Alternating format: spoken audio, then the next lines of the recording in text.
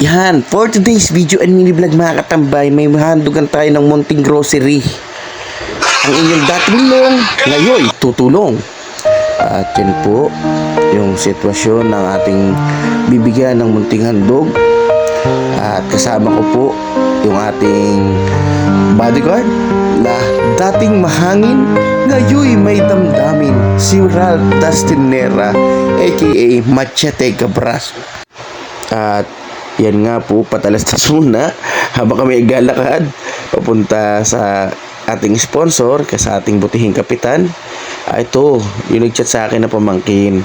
Kagawad, ito apo sa pamangkin actually. Kagawad, sabi ko, ask ko sa inyo kung pwedeng makahingi ng tulong kay Mayor. So, nahiya na raw sila doon sa isang kamag-anak nila na lagi natulong. So, sabi ko, sa chat, hindi ko na nilagay dito. Titingnan natin kung ano ating magagawa sapagkat wala naman pong pera ang inyong lingkod.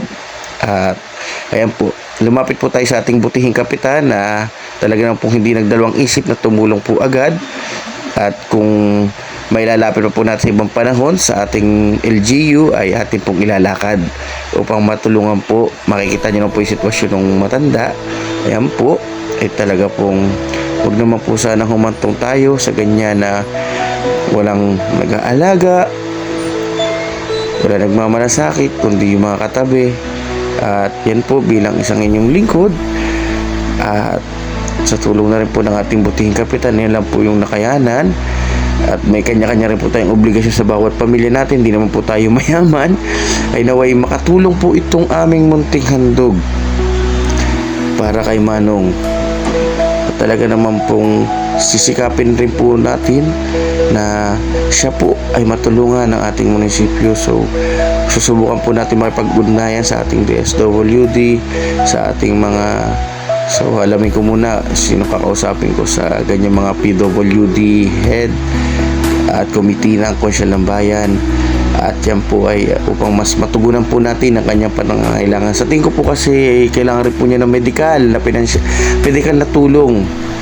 At nawa po sa ating po mga nanonood ngayong araw na to, nawa po hipuin ang inyong puso.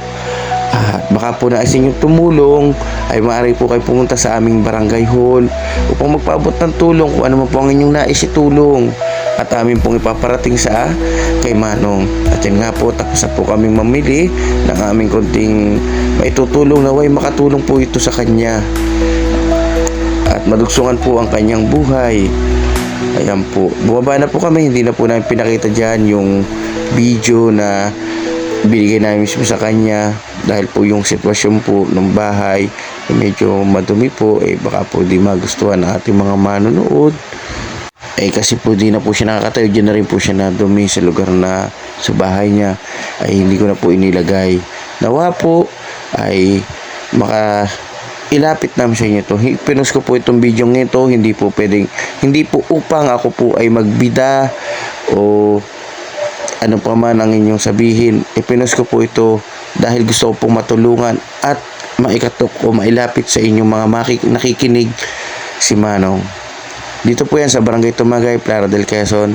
Maraming salamat po sa inyong lahat na nakikinig. Salamat po.